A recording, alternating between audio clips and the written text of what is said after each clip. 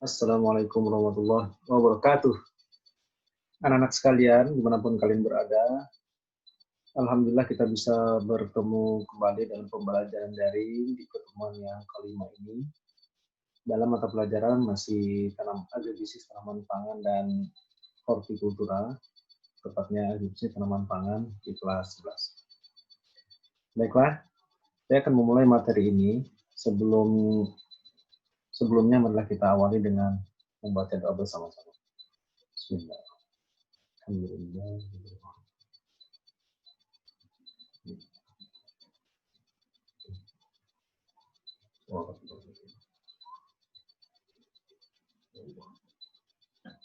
Alhamdulillah, terima kasih. Mudah-mudahan dengan pembacaan doa tadi akan menambah keberkahan dari pembelajaran kita pada hari ini. Tentunya apa yang kita pelajari mudah-mudahan menjadi ilmu yang bermanfaat di kemudian hari. Mudah-mudahan kalian dalam keadaan sehat semua. Amin ya rabbal alamin. Saya akan mulai pelajaran pada hari ini.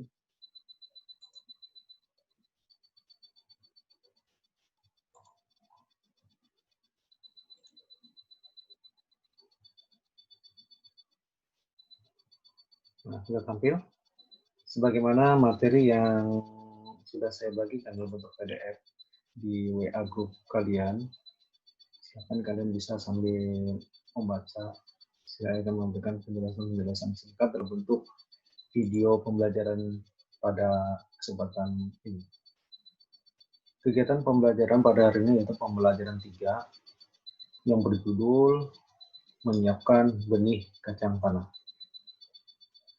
Deskripsi materi pembelajaran yang akan dibahas terdiri dari persyaratan benih, kemudian kebutuhan benih, dan inokulasi benih kacang tanah. Tujuan pembelajaran, setelah mempelajari materi ini, diharapkan siswa terampil dalam menyiapkan benih kacang tanah secara tepat dan benar sebelum dilakukan penanaman di lapangan. Bagaimana materi yang lalu kita sudah mempelajari bagaimana teknik-teknik dalam penyiapan pembukaan sampai pengolahan tanah sehingga lahan itu siap untuk dilakukan penanaman. Materi yang pertama yaitu persyaratan benih.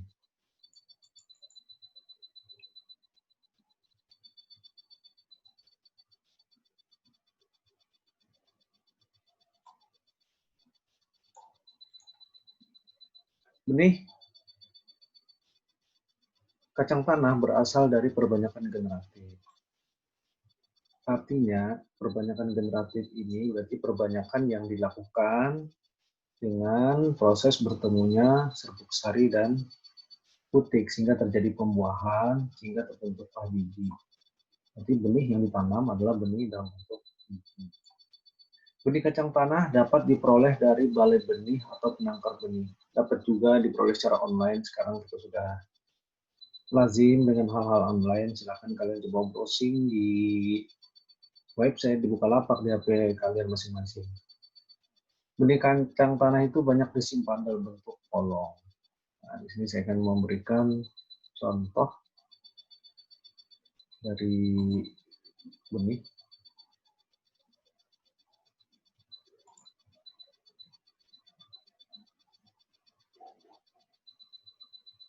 Ini berupa contoh gambar ya.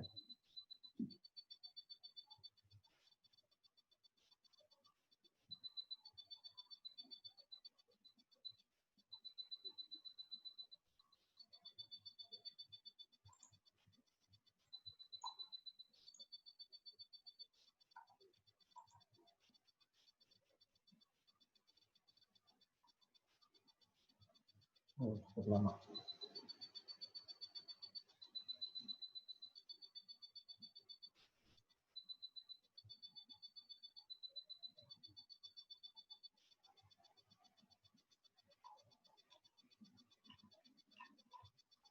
Nah, seperti ini.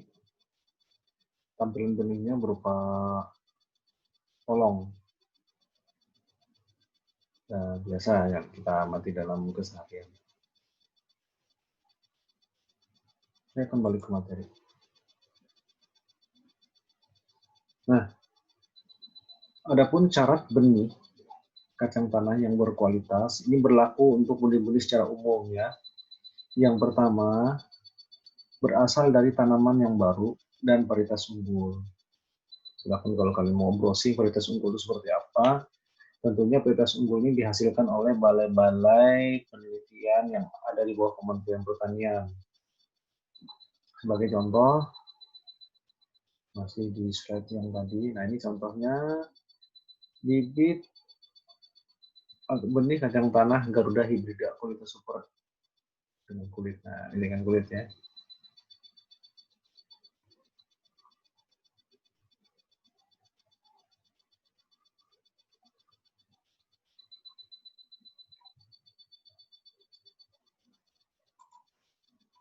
Ada lagi di sini benih kacang tanah varietas Willis. Nah, kemasan benih kacang tanah.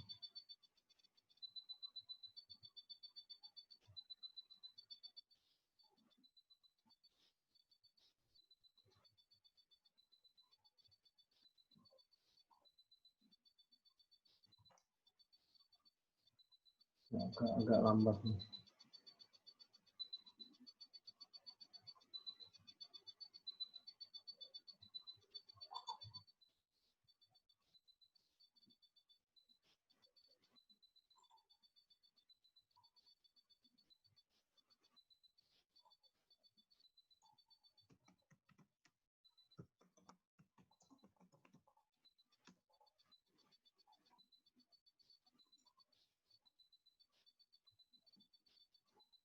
Ya, ini ya. Jadi dia berasal dari balai-balai penelitian. Kalau di Indonesia itu namanya Balidkapi atau Balai Penelitian Tanaman Kacang dan yang kedua, daya tumbuh yang tinggi lebih dari 90% dan sehat. Jadi saya akan menyajikan dalam bentuk video, silahkan kalian tonton video ini untuk memberikan pemahaman apa sih yang dimaksud. Oh, ini tentang kemasan benih, ya, maaf. Jadi kalau sebelum menanam, perhatikan dulu kemasan benih yang akan ditanam.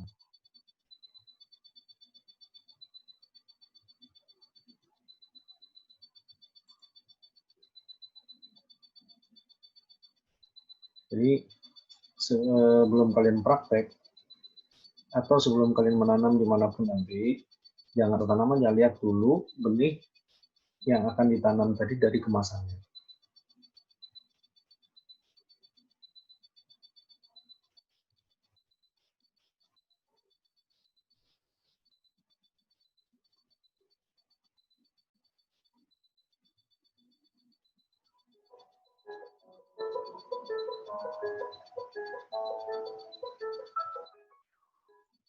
Ini ya. Contoh. Lahir belakangnya yang tadi saya bilang kalau kita harus cek dari membeli benih di belakangnya, di sini ada deskripsinya, karena di sini juga perusahaan menjamin ya kebutuhan jaminannya karena dia di standar dari ini. Makanya di sini standarnya antara lain bawah yang umum aja ya, yang pertama adalah persen daya tumbuh minimum. Seperti tadi yang saya jelaskan daya tumbuh 85%. Juga yang 15% ini tergantung perlakuan kita. Nah, ini daya tumbuh 85%, artinya gampangnya kalau kalian mau mengetahui daya tumbuh 85%, ini sudah dijamin perusahaan atau produsen yang mengeluarkan. Tapi kalau kalian mau mencoba kacang tanah atau benih kacang tanah yang sudah kalian ambil tadi, kalian coba semai sebanyak 100. Kemudian dari 100 itu yang tumbuh berapa? Kalau yang tumbuh dari 185 butir berkecambah, berarti daya tumbuhnya adalah 85%, berarti bagus. Tapi yang 15%-nya, 50% itu ada kemungkinan mati atau pertumbuhannya tidak normal. Apabila yang tumbuh dari 150, nah berarti cuma 50% di sini. Itu tidak memenuhi syarat atau benih tersebut tidak bagus. Tidak memiliki daya kecambah yang tinggi.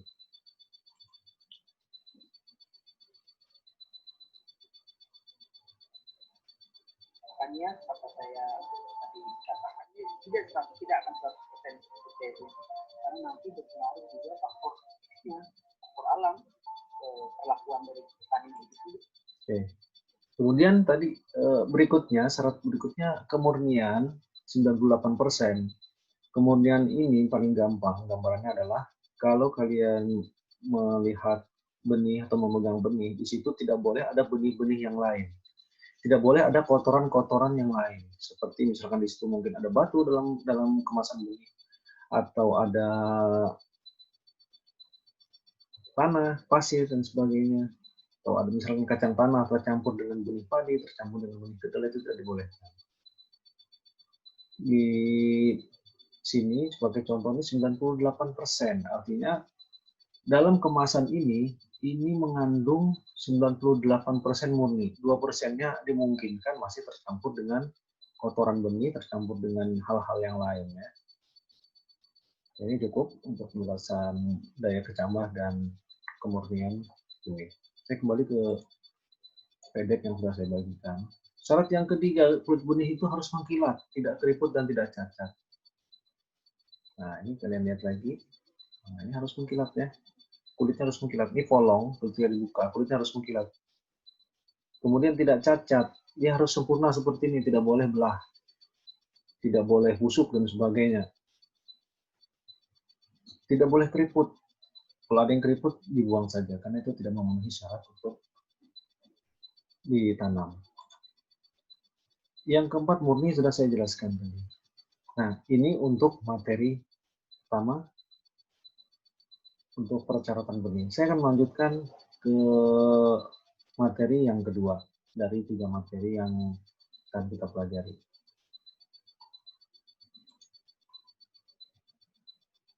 Menghitung kebutuhan benih. Oh, ketinggalan. Masih yang di atas tadi masih ada kadar air benih berkisar antara 12 sampai 14%. Jadi kadar air benih yang akan ditanam itu harus rendah. Kalau kadar airnya tinggi, kemungkinan daya kecambah dari benih itu akan rendah pula. Materi yang kedua yaitu kebutuhan benih. Tentu sangat penting apabila kita ingin